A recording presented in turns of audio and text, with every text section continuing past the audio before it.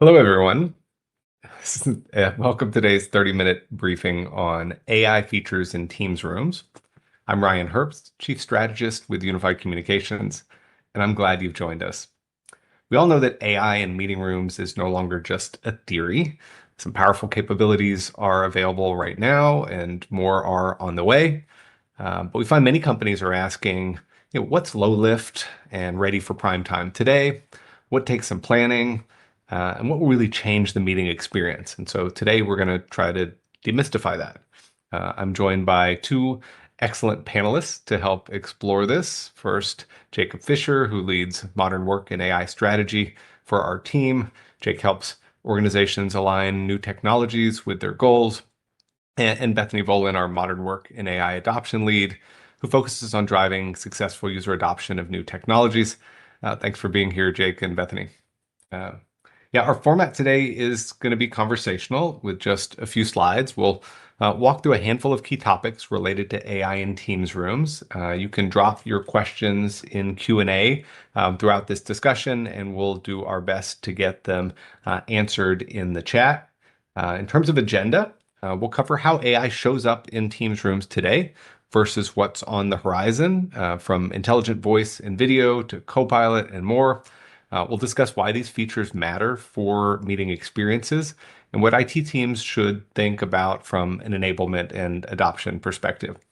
This webinar is part of our Unlock the Room series, and if you enjoyed today's discussion, please be sure to register for our next and final session on what's new in the Teams Room admin experience, and there's a lot going on there, so really encourage you to register for that.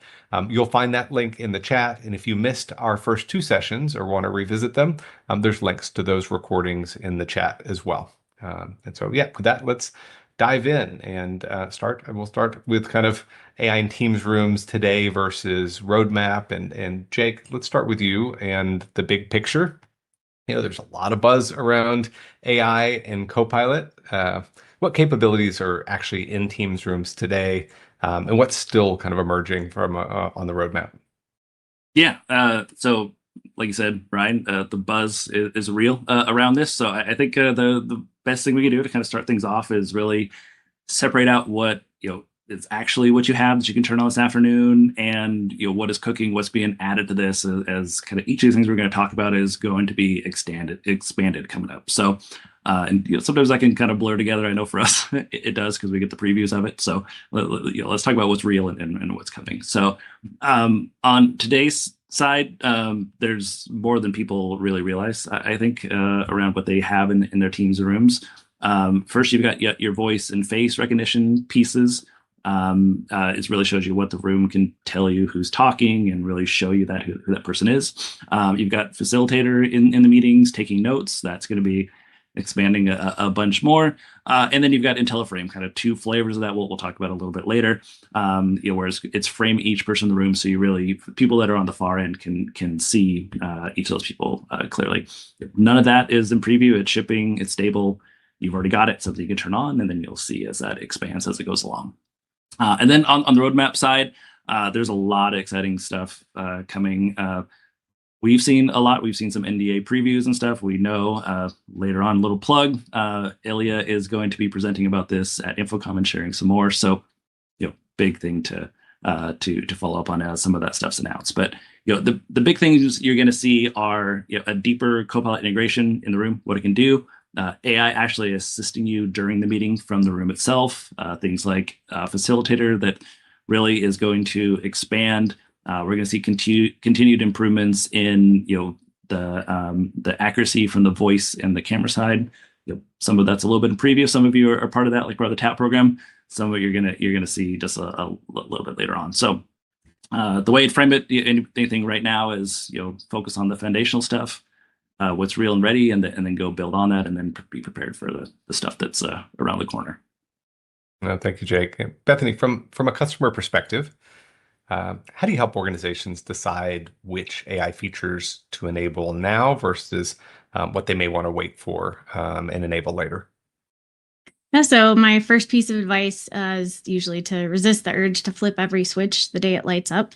I steer customers toward the capabilities that are already proven and on by default. So things like voice isolation, live transcription, just takes a few toggling on. And then the users, they see value in week 1 instead of filing a help desk ticket in week 2. And from there, we use the Microsoft 365 roadmap to kind of plan, not to panic enable. Roadmap awareness tells you kind of what's coming, to Jacob's point, and you can get users ready, not so you switch on a preview feature and cross your fingers. It maps neatly to Microsoft's own adoption framework as well. Start, experiment, and then scale. You can pilot what's mature, gather feedback, and then you can turn on new AI as it becomes reliable and genuinely useful, not just because it exists. Makes a ton of sense. Jake, we hear a ton, and we certainly talk internally a lot about speaker recognition and voice profiles. Thought it'd be helpful for you to explain how Teams rooms can recognize who's talking and why having transcripts that identify who said what. Why is that so critically important? Yeah, I mean, that's one of my favorite topics to talk about right now because I think it's super important about the experience people have in the room currently. The basic problem is a Teams room. It's one device in the room, signed in, picking up a whole room full of people. So the mics are picking up everyone equally that's talking. And so historically, what you would see when you're looking at like the transcript and looking back later is everything that's being shared is being tagged back to the room itself. And I'll actually share a little bit here. I like to show this as an example. If you're looking at this, on the left, you're going to see what you typically see if there is no attribution going on. It just says conference room 1, 2, 3, 4 said. On the other side, you see is when attribution actually comes in, it says who is actually speaking, who is saying what's in the room. So I think that's really important. It's much better to be able to see that transcript doesn't say, the room said, or at the level of, if you've got it on, but people haven't enrolled, you see speaker 1 said or speaker 2 said, and you got to figure out who is that person. It's much better, much richer when it says Jacob said this, Bethany said that. And what really matters is later on, both in your transcript and your intelligent recap when you're looking there, but it's also going to be important from the Copilot side. So when you come back and you're setting out those meeting notes and you're setting the action items, what people are supposed to be working on, you actually can see who owned what action items were assigned to who said they were going to do this. It's also important even during the meeting too. Both if you ask Copilot about it later, but also like during the meeting, if you're asking it questions about what did I miss? We actually see so and so said this. Now we're going back like there was something discussed in the room, but we don't know who had it. So I say setting up those voice profiles isn't just a nice to have. It's really foundational to getting that set up, and so that you get this piece and people really get a richer, more equitable experience in this. And in our first, we will dig too deep into it in our first series on this. We talked about kind of the setup of the biometric enrollment that Microsoft is setting up and some of the improvements that are coming there. So we'll put a link in the chat to the URL if you want to go back and dig in even deeper on that subject. That's a really, really important topic, Jake. And I think it's less about the actual transcript because most of us aren't actually reading the transcript. It's more about the downstream, benefits. I think at a minimum for the AI summary, for that to be valuable, and lots of us are depending on those types of things these days. But I think even more importantly, it's as folks are utilizing AI tools like Copilot at their desk and looking for artifacts from these meetings to be able to do some meaningful custom things in terms of interrogation.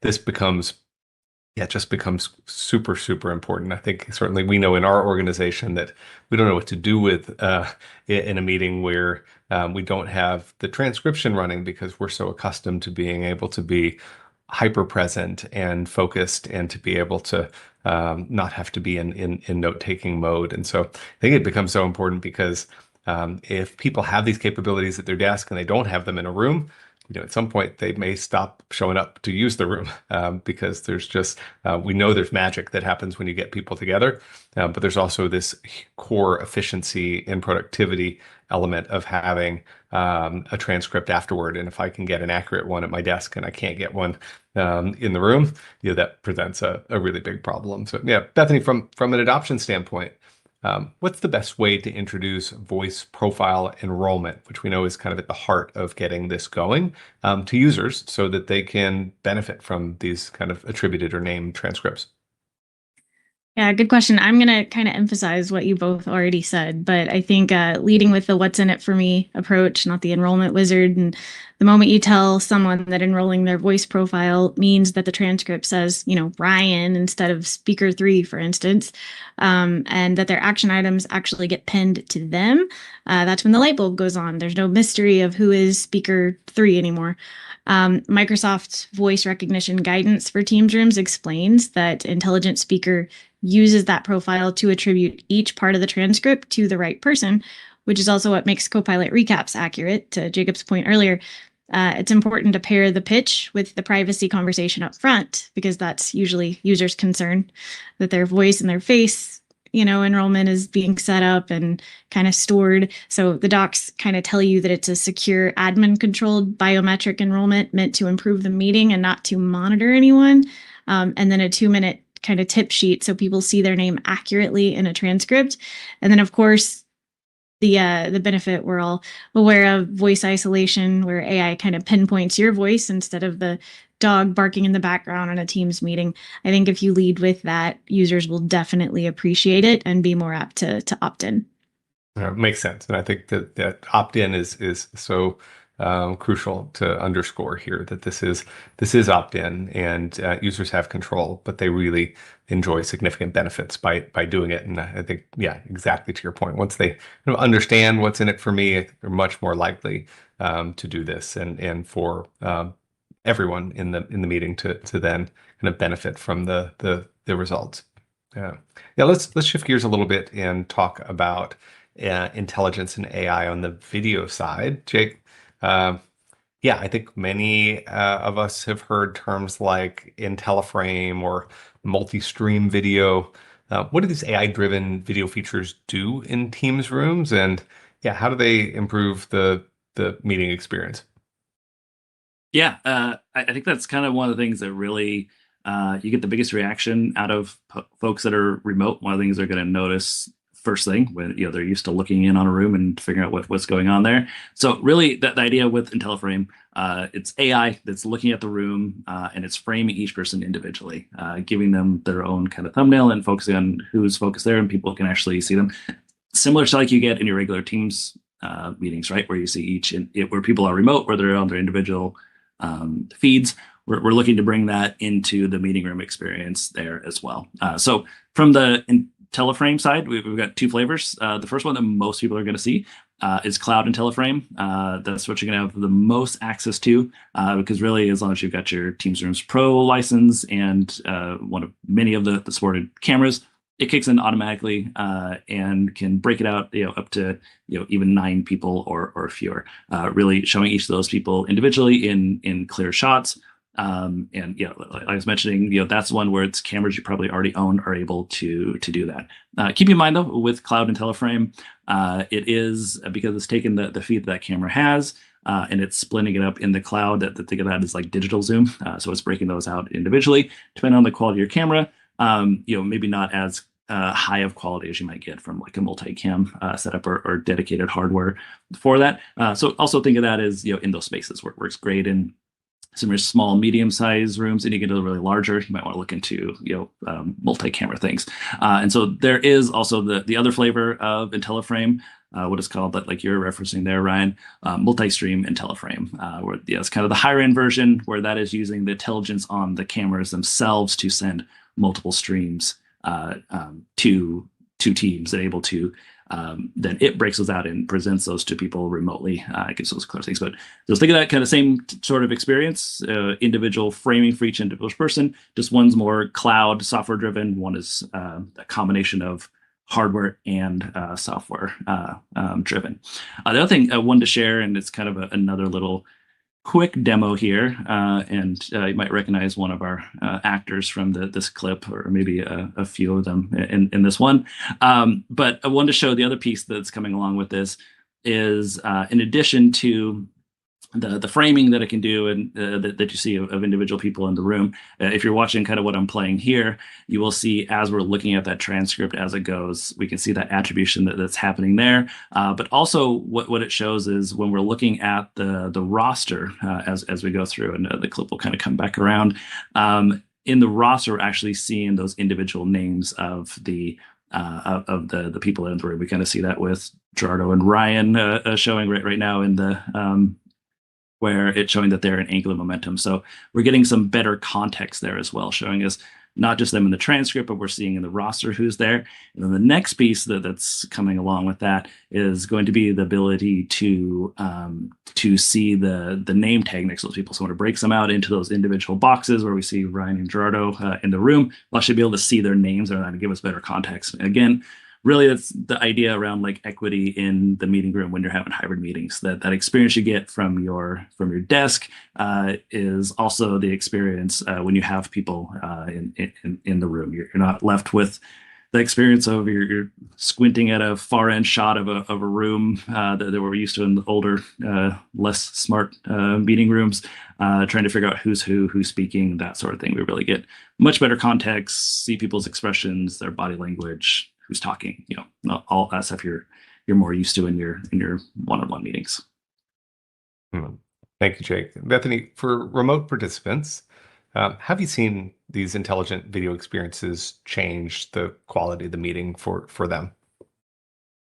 I would say it's genuinely one of the most visible wins, and I mean that literally because you can see the difference right there, like Jacob showed us, and with Cloud IntelliFrame and multi-stream cameras. To Jacob's point, remote folks stop squinting at the 5 people huddled at maybe the far end of a conference table, or even if they're a little closer and kind of in between. It's really hard to truly see their faces and try to determine who's talking, especially if you've never met them, which a lot of large companies, you might not have met the people that are sitting in the room in these hybrid meetings.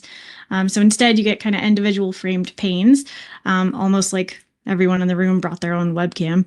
The remote participants have told us before that they kind of feel more in the room instead of feeling like they're so far removed from the in-room conversation. So hopefully, like I said earlier, hopefully that video gave you a better idea of what that looks like, instead of having to try to visualize what this could look like. Well, thank you. Yeah, I guess kind of back on the topic of kind of the benefit of having a fundamentally accurate transcript as we think about kind of Copilot and AI generated meeting recaps, Jake. Certainly Copilot is, it's everywhere and primary for so many of us these days. And in the context of a Teams room meeting, how does Copilot specifically come into play? And can it provide recaps or insights when a meeting includes people in a room? How does it really kind of fit into the story of the room?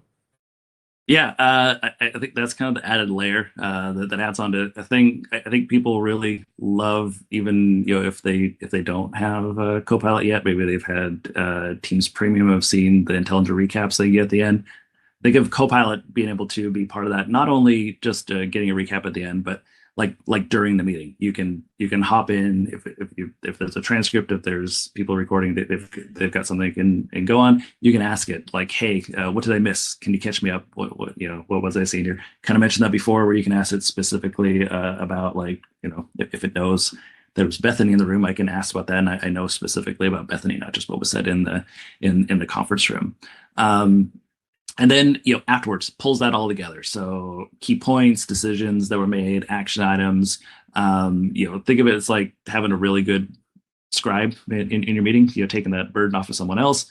But someone who's never going to zone out or forget about anything that was said. It's going to pay attention to you for the whole time. And then the nice thing too is, not only for you, the ability to go and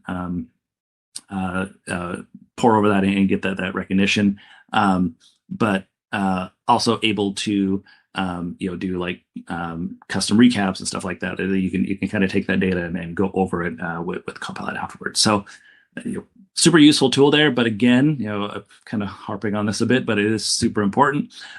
Is it really ties back to speaker recognition when you roll a meeting room into your Teams meetings. That voice attribution piece is really going to be critical for Copilot, so that it has the richest, most accurate data that it's dealing with, so we know who said what it's going to apply that to, or if it's going to go and take that and go build those into to-do tasks for people to do later.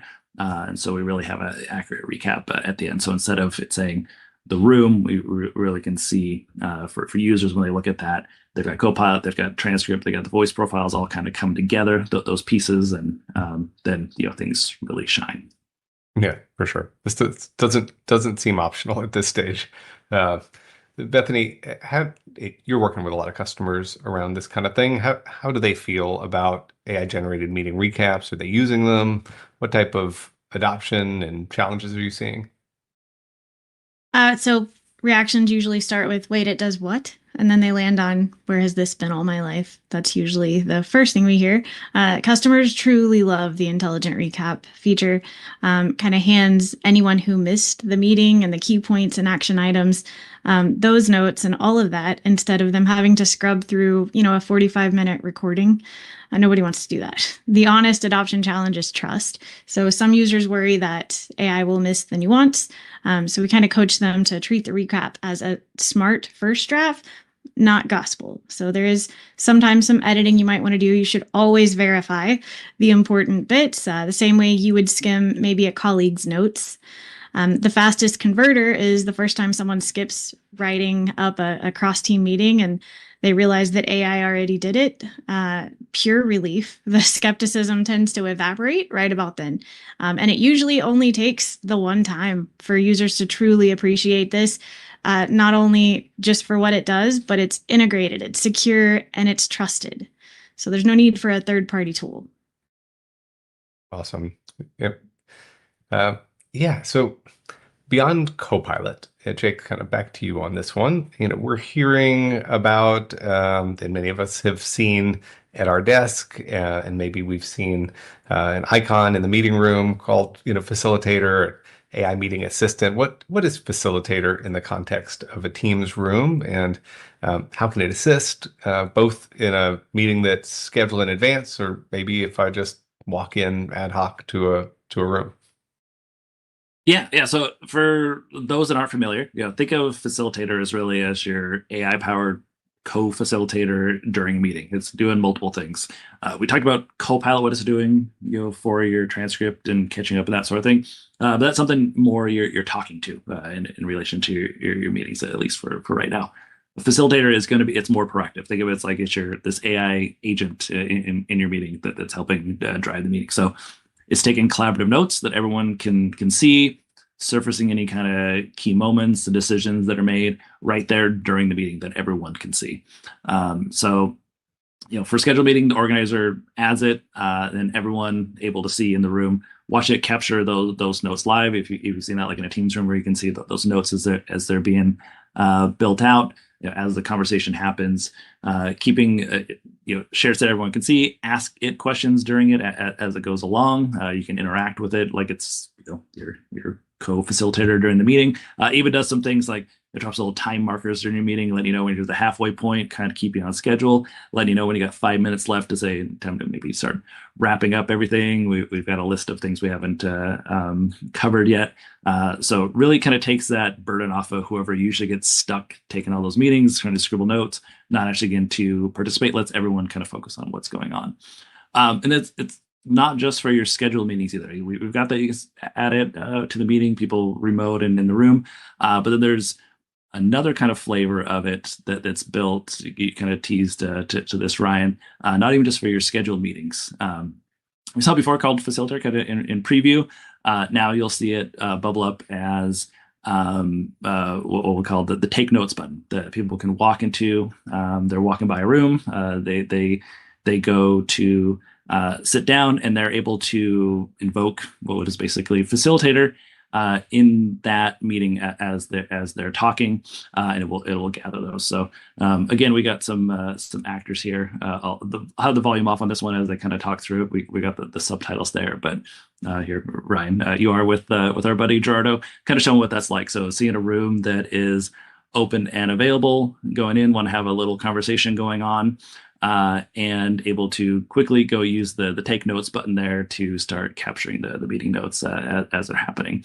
Gerardo's using a QR code to scan it in this example, but there are some changes I'll kind of tease that are coming that I can't quite talk about, but keep a lookout for that on the side. But yeah, super useful here. Again, not just in your scheduled larger meetings, but really something you can use even like your quick conversations, able to use those rooms if they're available, hop into a huddle room and let AI kind of take over and gather all your notes and your action item stuff. And then you get back to your desk, it has all of that for you. So I'll tease it again, but if you're going to be at InfoComm following along or just looking for kind of announcements later, we know that Microsoft is really expanding a lot of the facilitator features coming up really soon. So be on the lookout for that. So we can't talk about it just yet, but yeah, it's great now and it's just going to get greater. Very, very, very soon. Yes. Bethany, how do people react to having an AI assistant present in their meetings? Any tips on making this a positive addition rather than a distraction or something that might be disconcerting? Yeah, we've seen the first reaction is usually always a double take and some curiosity. What is this? So I would say my number one tip would be to kind of introduce it and kind of brand it before it shows up and not after. As Jacob mentioned, Facilitator is, the co-pilot powered assistant that keeps collaborative notes. Everyone can edit. It can answer questions from the meeting and the agenda. It drops timeline markers to keep you on pace.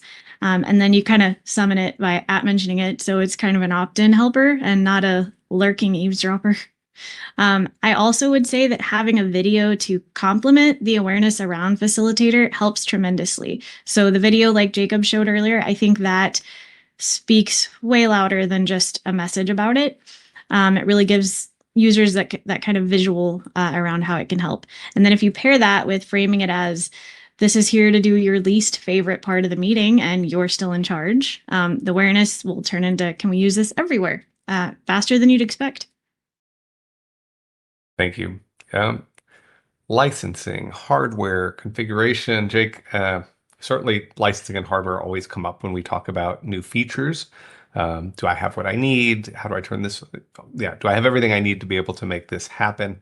What do organizations need to consider when enabling AI in Teams rooms? Are there any special licenses, or does it need to be a special device to be able to turn this on? Yeah, so on the licensing side, the good news is a lot of the baseline AI, it's already included with the Teams Rooms Pro license. So like speaker recognition and IntelliFrame, noise suppression, even that take notes facilitator feature we were just showing, that's all built in. That's all covered. Really from the license side, where you're looking to add like some of that extra layer, would be the Copilot license. So we talked about being able to use Copilot to get information during and after the meeting and some of that, or possibly the Teams Premium license if you're looking for just the intelligent recap after the meeting. That is an added layer you can add on and budget for, but large majority of the features, most of the stuff we've been talking about, that's included with your Teams Rooms Pro license already. And then from a hardware side, we touched on this already, but really when we're looking at that cloud IntelliFrame, it's probably with the cameras you already have. The smarts are all in the cloud, so that is taken care of. It's really just when you're looking at those, looking to get the multi-stream IntelliFrame, some of the higher quality feature of that, especially if you're looking in your larger rooms, that's where you want to look at getting those specific certified intelligent cameras for that piece. But yeah, then when it comes to configuration, that's where you really want to look into that a little bit more.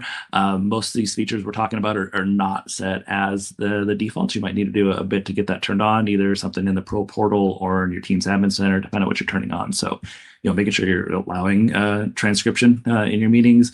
The voice recognition policies or face recognition policies, those are separate. That you have those enabled for folks. And then the big one, the ACM piece, especially for Bethany's side there, is really making sure that your users are enrolled in that voice and face profile. One, you have to turn off your admin side to allow it, and two, you got to get your users to sign up. And again, that goes back to that whole biometric enrollment stuff we talked about in webinar 1. If you want to dig in on that. Makes sense, Bethany. You're working with customers on this again regularly. How are you guiding them through planning for these requirements to make sure they're not under provisioned and kind of ready to get going? Yeah, so I would say, you want to enable AI in a few rooms, measure adoption and feedback, kind of like a pilot. Want to scale the hardware refresh and the Microsoft 365 Copilot licenses to the demand you can actually see. We like to ask for kind of a pre-flight checklist. So trying to understand what users or what the company already owns.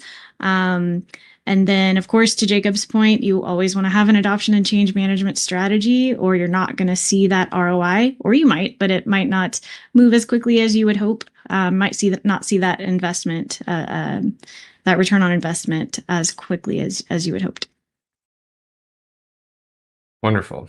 Well, I know we are close on time, and Jake and Bethany, I want to thank you a ton for sharing your insights today. For everyone who joined us, if you're thinking about meeting room strategy and how AI can enhance your meetings, we'd love to continue that conversation.